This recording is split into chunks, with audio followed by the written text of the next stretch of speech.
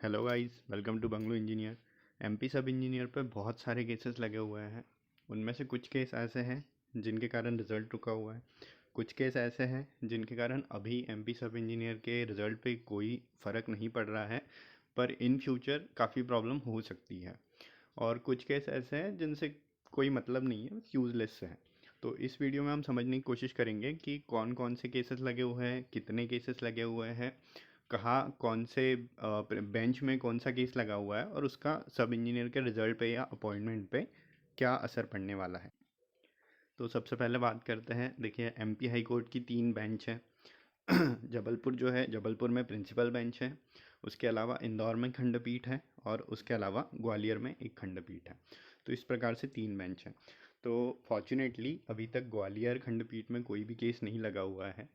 Case जो लगे हुए हैं, एक जबलपुर प्रिंसिपल बेंच में लगे हुए हैं और इंदौर बेंच में लगे हुए हैं। सबसे पहले इंदौर बेंच की बात करते हैं। तो इंदौर बेंच में जो है, सबसे पहला ये देखते हैं WP 18277/2022। ये जो केस है, ये संविदा कर्मी यानी कॉन्ट्रेक्चुअल सब इंजीनियर जो है अलग अलग डिपार्टमेंट में, उन्होंने लगाया हुआ है। इस केस में 13 और कनेक्टेड केसेस है, मतलब ऐसे ही केसेस है 13 इसी मुद्दे के साथ। तो ये टोटल 14 केसेस हैं।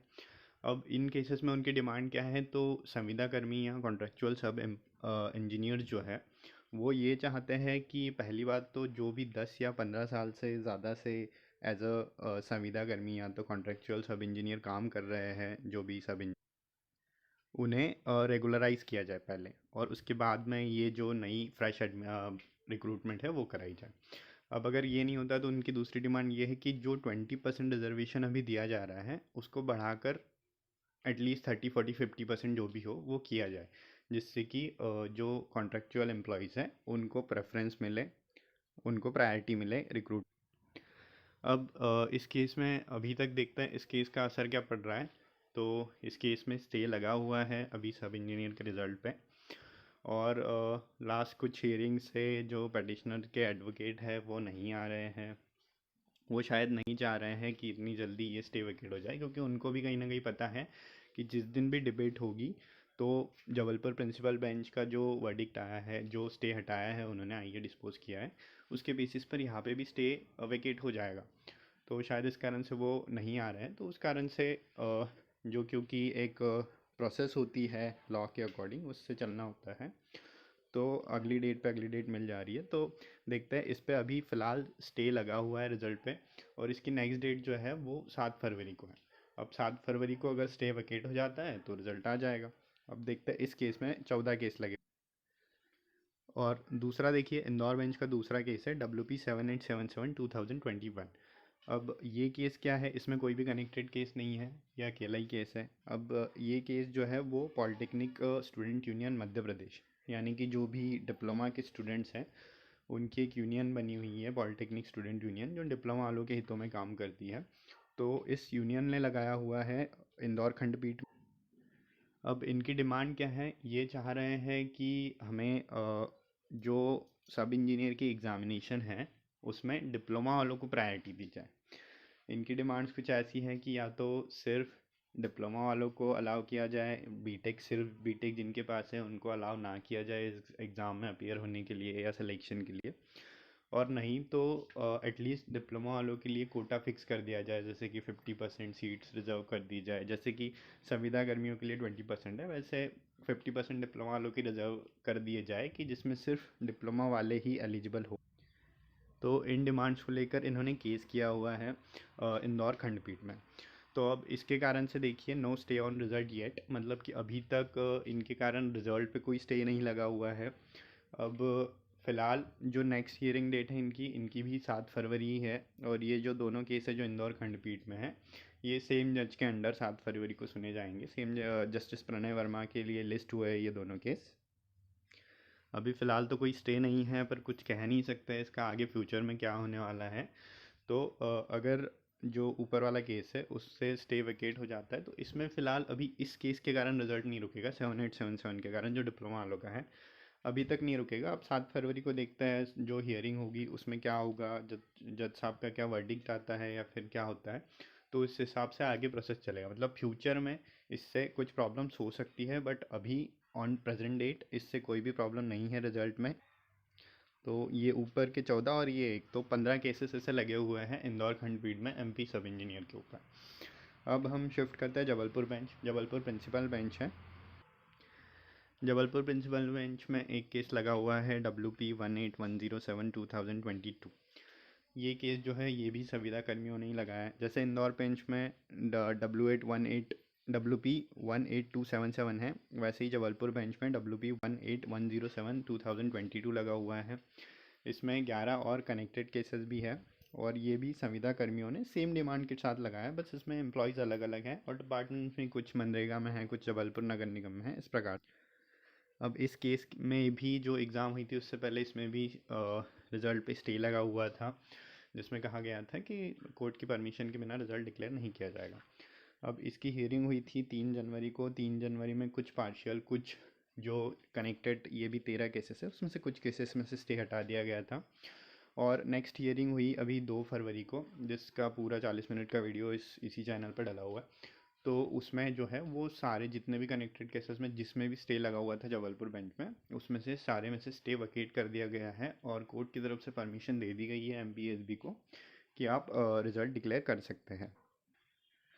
तो देखिए, जो 3 केसेस हमने अभी तक देखे उनमें से जो भी दोनों जबलपुर और इंदौर के जो टॉप के दोनों केसेस है, WP18107 और WP18277, ये संविदा कर्मियों ने लगाया हुआ है, जिसमें से जबलपुर बेंच वाले पे स्टे वकेट हो गया है। इंदौर बेंच वाला जो संविदा कर्मियों वाला केस है उसमें से स्टे वकेट नहीं हुआ है, उसके कारण रिजल्ट रुका हुआ है। और जो डिप्लोमा वालों ने केस लगाया हुआ है WP7877, उसके कारण अभी फ़िलहाल कोई भी स्टे नहीं लगा हुआ है रिजल्ट। अगला केस जो है जबलपुर में WP5901/2019। इस केस को हम, जो एमपी में रिक्रूटमेंट में बच्चे रिक्रूटमेंट के लिए प्रिपरेशन कर रहे हैं, उनने आज तक ऐसा केस डेफिनेटली नहीं देखा होगा। इसको हम Bhishma Pitamah of the cases कह सकते हैं इन सारों का, क्योंकि अब देखिए इसमें 65 कनेक्टेड केसेस है। लाइक ये एक केस है और 65 अदर, मतलब 66 केसेस टोटल है। और ये ऐसा नहीं है कि 66 सॉर्टेड है, ये डेली बढ़ते जा रहा है। कोई ना कोई आके केस लगाता जा रहा है, तो ये इसमें कनेक्ट होता जा रहा है। ये केस है regarding OBC reservation. Kamal Nath government जब बनी थी तो उन्होंने ओबीसी का रिजर्वेशन जो है वो 14% से 27% कर दिया था। अब जब शिवराज गवर्नमेंट वापस आई तो मुद्दे उठे, और उसके बाद में जब रिक्रूटमेंट प्रोसेस में हुआ तो कई सारे जनरल के स्टूडेंट्स ने ये केस लगा दिया है कि जो है 14% से 27% कर दिया गया है, जो असंवैधानिक है वगैरह वगैरह। अब उसके बाद कई ओबीसीज ने भी केस कर दिया गया है कि जब लॉ बन चुका है तो आप एमपीपीएससी वगैरह में 27% क्यों नहीं दे रहे हैं। जैसे कि सेंट्रल से जब ईडब्ल्यूएस बना था 10%, तो उसके ऊपर भी काफ़ी केसेस लगे थे, बट स्टिल जब तक भी वो केस का वर्डिक्ट नहीं आया तब तक भी 10% सभी को दिया गया। तो इसमें ओबीसी के कुछ लोगों का भी कहना है कि जब तक इस केस का वर्डिक्ट नहीं आता है तब तक 27% दिया जाना चाहिए। कुछ लोगों का कहना है, जनरल वालों का, कि ये असंवैधानिक है। तो इस पर डिबेट्स चल रही है और काफ़ी सारे कनेक्टेड केसेस है इसमें। इसमें काफ़ी बार मोशन हियरिंग भी हुई है, लगत कंटिन्यूस 7 डे 8 डे हियरिंग भी चली है। जो बच्चा एमपीपीएससी की तैयारी कर रहा है उसने देखा ही होगा, तो सब लोग वाकिफ़ है इससे कि कितना कॉम्प्लिकेटेड हो गई है चीज़ें इसमें। एमपीपीएससी ने 8713 वाला भी प्रोपोर्शन निकाला है रिज़ल्ट डिक्लेयर करने के लिए। तो इसमें इसी केस में जो है काफ़ी केसेस सब इंजीनियर से रिलेटेड भी है। काफ़ी लोगों ने ये भी केस लगाया है कि 27% जब कोर्ट में केस चल रहा है तो आप 27% नहीं दे सकते हैं, ये अगेंस्ट द लॉ है। इसकी डिटेल में जाएंगे तो बहुत लंबा टॉपिक हो जाएगा। हमारे लिए काम की चीज़ ये है इसमें कि ये ओबीसी रिजर्वेशन का जो केस है WP5901, उसकी नेक्स्ट हियरिंग डेट जो है वो 13 फरवरी है। 13 फरवरी नहीं है, वीक कमेंसिंग 13 फरवरी है, मतलब 13 फरवरी वाले वीक में ये कभी भी लिस्ट हो सकता है। अभी तक लिस्ट नहीं हुआ है, ये टेंटेटिव डेट। इसी केस में जो एक अभी पटवारी पे केस लगा हुआ है WP28684/2022, इस केस की अभी हियरिंग हुई थी, वो भी इसी चैनल पर डली हुई है। तो उस केस को भी इसी केसेस में कनेक्ट कर दिया गया है। तो जब भी अब 5901 होगा, मतलब वीक कमेंसिंग 13 फरवरी, तभी ये जो पटवारी वाला एग्ज़ाम है उसमें जो केस लगा हुआ है उसकी भी हियरिंग होगी। और अदर कनेक्टेड जो सारे 65 केसेस है तो सबकी हियरिंग होगी वीक कमेंसिंग 13 फरवरी। तो एक बात यह है कि इसके कारण जो है वो एमपी सब इंजीनियर के रिज़ल्ट पे स्टे नहीं लगा हुआ है। इतने जितने भी केसेस चल रहे हैं इसमें किसी में पर्टिकुलरली स्टे नहीं लगाया है गवर्नमेंट ने कि आप रिजल्ट डिक्लाइन नहीं कर सकते या प्रोसेस में आगे नहीं बढ़ सकते हैं। ये तो एमपीपीएससी प्रिकॉशनरी अपने तरीके से कर रहा है कि उनको बार बार एग्ज़ाम या फिर रिक्रूटमेंट प्रोसेस ना करना पड़े, इसलिए उन्होंने 8713 करा है। तो इस केस के कारण भी जो है वो एमपी सब इंजीनियर के रिजल्ट पे कोई इशू नहीं आ रहा है अभी फ़िलहाल। तो देखिए समराइज़ करने के लिए ये है कि जो जबलपुर बेंच का WP 18107 है उसमें से स्टे वेकेट हो गया है, उसके कारण कोई प्रॉब्लम नहीं है। जबलपुर बेंच का जो 5901 है उसमें कोई स्टे नहीं लगा हुआ है, तो उसके कारण भी अभी फ़िलहाल कोई प्रॉब्लम नहीं है। इंदौर बेंच का जो WP 18277 है ये सबसे इम्पोर्टेंट केस है अभी फ़िलहाल के लिए, जिसके कारण स्टे लगा हुआ है। इसकी हियरिंग जो है 7 फरवरी को होना है जस्टिस प्रणय वर्मा के पास। तो इसमें अगर रिज़ल्ट पे से स्टे हटता है तो काफ़ी ज़्यादा चांसेस है कि रिज़ल्ट अगले 2-3 दिन में आ जाएगा। और जो WP 7877 है जो डिप्लोमा वालों ने लगाया हुआ है उसके कारण भी अभी फ़िलहाल रिज़ल्ट पे कोई स्टे नहीं लगाया है, बट इसकी नेक्स्ट हियरिंग भी जो है वो 7 फरवरी को है। तो अब उस हियरिंग में देख सकते हैं कि क्या होता है, तो उसके अकॉर्डिंग आगे जो है इसके कारण अफेक्ट पड़ेगा रिज़ल्ट पे या नहीं पड़ेगा, ये टोटली डिपेंड करता है। 7 तारीख को हियरिंग होती है उस पर। तो ये सारे केसेस हैं टोटल, आप देख सकते हैं 12 इधर के, 14 इधर के और एक 15। तो टोटल अराउंड 27 तो यही है, और ये 65 ओबीसी रिजर्वेशन का तो एक अलग ही अपना जनकुंभ है। तो ये सारे केसेस हैं। और देखिए अगर आपको लग रहा है कि हाँ ये एक्सप्लेनेशन लॉजिकली एक्सप्लेन किया जा रहा है या फिर जेन्युइन काम है, तो आपको काम अच्छा लग रहा है, तो आप प्लीज़ चैनल को लाइक शेयर और सब्सक्राइब कर सकते हैं। और अगर आपको कुछ भी सजेशंस देना हो तो comments are open, suggestions are welcome. Thank you.